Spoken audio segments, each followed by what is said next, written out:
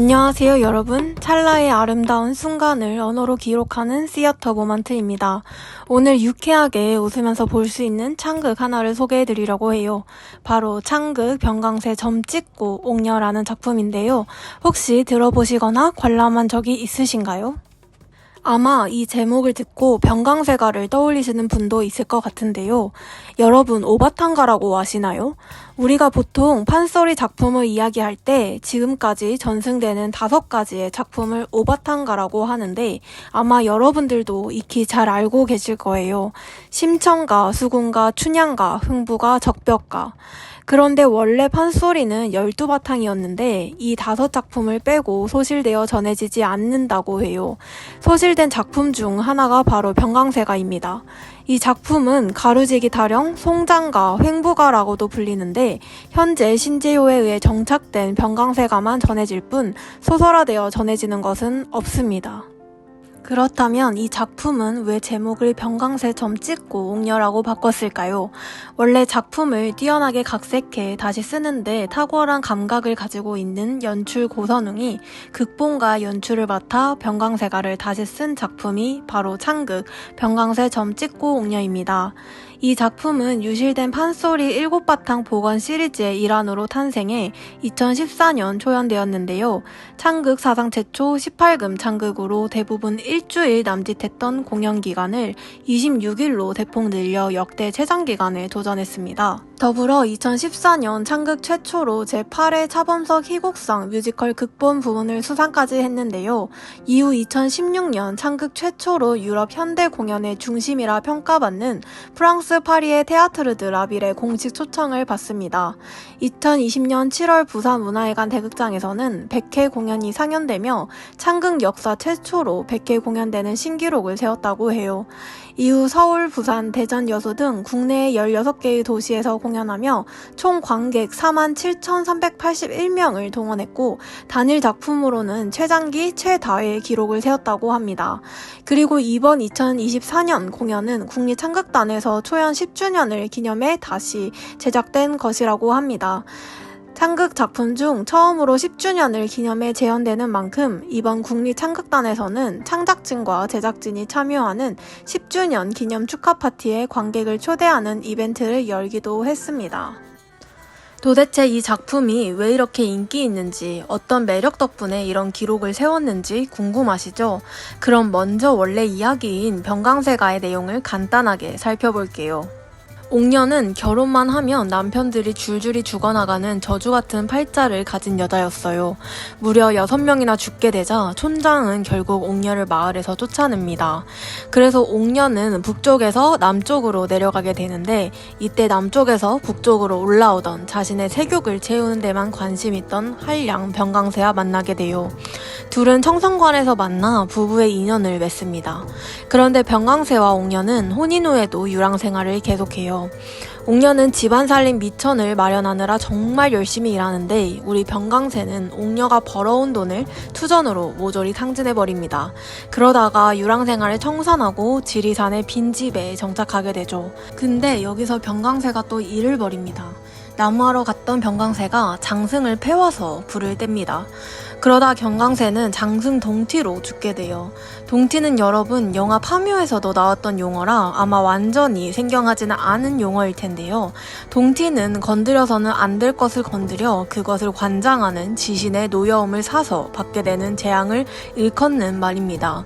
옥녀는 죽은 병강세의 시체를 치우기 위해 지나가는 사람들에게 도움을 청하게 되는데 맨 처음 지나가던 중이 광세의 시체를 묻은 뒤 옥녀와 같이 살려고 하다가 시체에서 나오는 도끼인 초상살을 맞고 죽어버려요.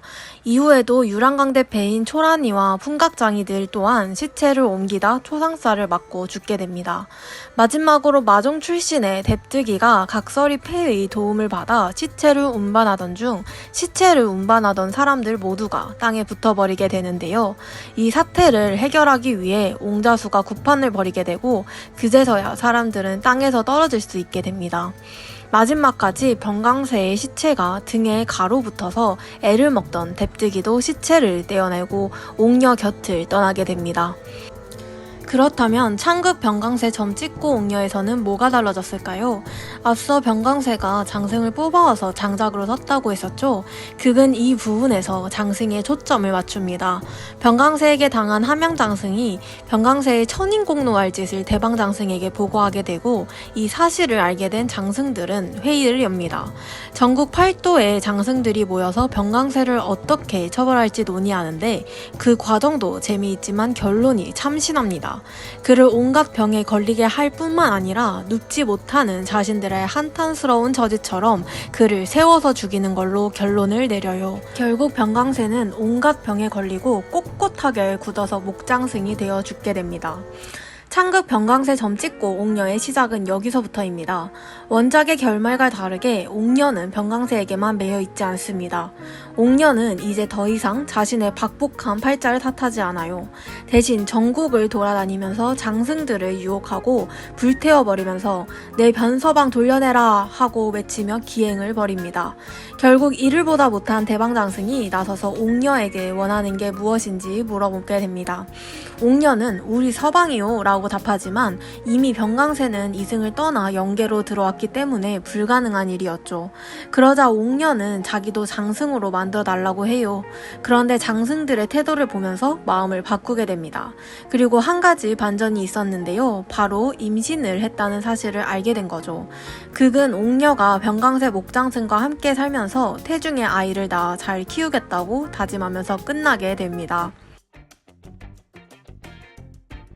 이제 작품 제목이 병강세 점찍고 옥녀인 이유를 아시겠죠? 병강세가 떠난 이후에도 옥녀가 스스로 자신의 삶을 개척해 나가는 이야기를 담고 있기 때문이죠. 원래 이 작품은 유랑민의 비극적인 삶을 희극적이고 해학적으로 다루고 있어요. 유랑 생활을 멈추고 정착 생활을 하려고 하지만 계속해서 떠돌며 살게 되는 옥녀의 삶과 계속해서 자신과 삶을 지지해 나갈 수 있는 동반자인 남편을 잃는 옥녀의 삶은 사실 너무나도 애잔하고 애달프게 다가옵니다. 그렇기에 옥녀가 병강세와 함께 정착해서 살기 시작한 집에서 계속 살면서 자신의 아이를 잉태한 창극의 결말은 옥녀가 남편의 보호 없이도 자립할 수 있는 강한 여자로 성장했음을 보여줍니다. 여기서 옥녀가 아이를 가지는 장면은 영화 부산행의 마지막 장면을 연상시키기도 합니다. 서울에서 출발한 부산행 KTX에서 대부분의 사람들이 좀비가 되는데 딱 임산부와 소녀만 살아남아서 안전한 곳에 도착해서 앞날을 꿈꿀 수 있게 되죠. 옥녀도 이제 유랑 생활을 끝내고 미래를 꿈꾸며 살아갈 준비를 하는 거예요. 더 흥미로운 건 옥녀가 이렇게 스스로 원하는 것을 얻기 위해 물불 가리지 않는 모습입니다.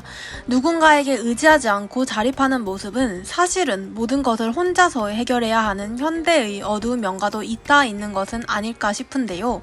지금 우리 사회도 청년들에게 스스로 알아서 하기를 요구하잖아요. 집 마련, 출산, 육아, 노후 준비까지 말이에요. 매일같이 저출산이 심각하다는 뉴스가 들려오지만 실질적인 대책은 없고 모든 건 개인이 감당해야 하죠.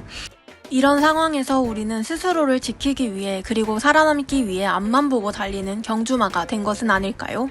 정리하자면 원래 병강세가는 유랑민의 비극적인 삶을 그린 이야기였는데 이번 창극 병강세 점찍고 옥녀에서는 그 이야기가 각자 도생해야 하는 그리고 끊임없이 움직여서 어딘가로 나아가야 하는 현대 한국인의 비극을 그린 것 같습니다.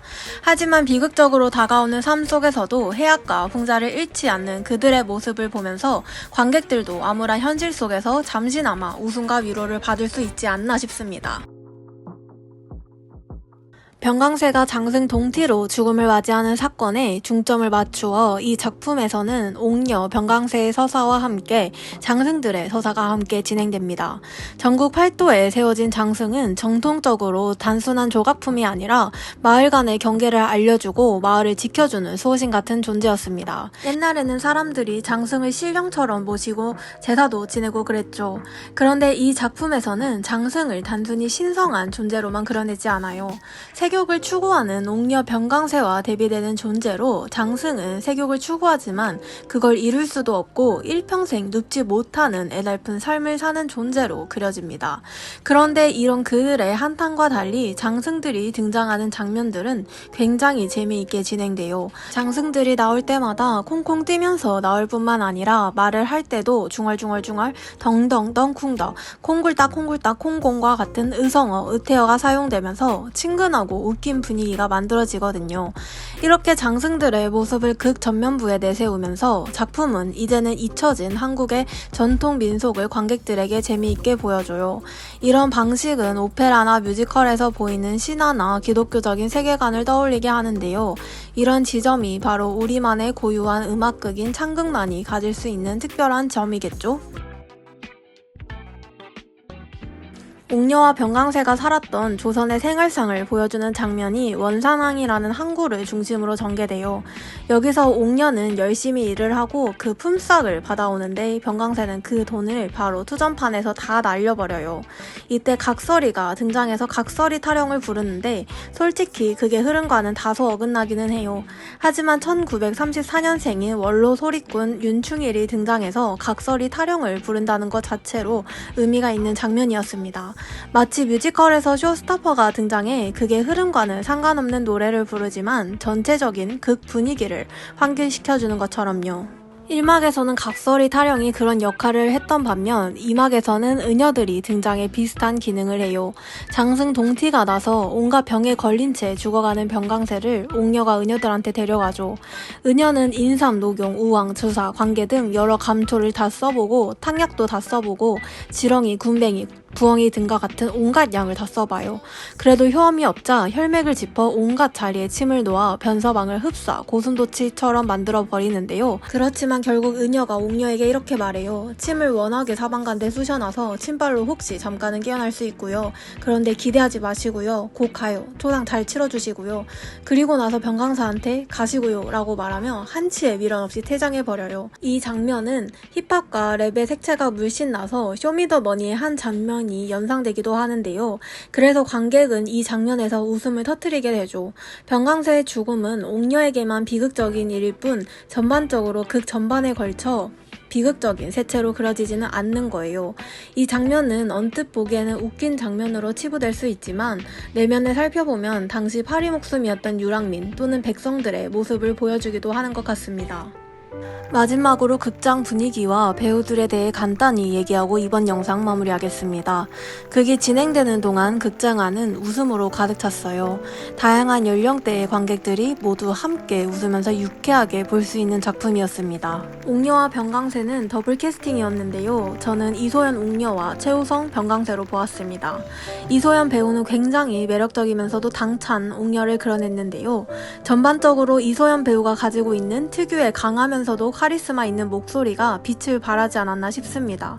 그런데 가장 압권이었던 것은 이막의 옥녀가 장승들을 유혹하고 등장할 때마다 나오는 멜로디인 아아를 부를 때였습니다. 그 소리가 어찌나 청량하면서도 아름다운지 옥녀에게 홀딱 반해 불에 타 죽은 장승들이 이해가 되는 순간이었는데요. 진짜 지금도 그 소리가 계속 머릿속에 맴돕니다. 병강세는 생각보다 분량이 많진 않았지만 최우성 배우는 굉장히 능청스러우면서도 옥녀를 진심으로 사랑하는 병강세를 보여줬어요. 다른 배우들 역시 모두 하나같이 뛰어난 역량을 보여줬습니다. 김금미 배우가 거의 마지막 장면에서 자신조차 웃음을 참지 못해 일순간 대사를 하지 못하기도 했는데요. 다른 배우들에게도 그 웃음이 전염되고 관객들에게로까지 그것이 확장되어 창극 병강세 점 찍고 옥녀가 관객들 뿐만 아니라 극에 참여하는 배우들 모두가 행복해질 수 있는 극이 아닐까라는 생각이 들었습니다. 네, 여러분, 오늘도 시어터 모먼트와 함께 해주셔서 감사해요. 여러분은 이 작품을 어떻게 보셨나요? 또 다른 캐스트인 김유정과 유태평양의 조합은 어땠을지 궁금한데요. 여러분의 의견이 궁금합니다. 댓글로 많이 알려주세요.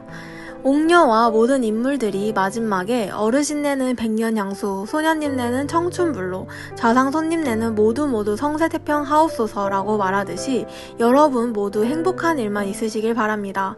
그리고 이 채널이 공연을 사랑하는 분들의 작은 커뮤니티가 될 수 있게 되면 정말 좋겠습니다.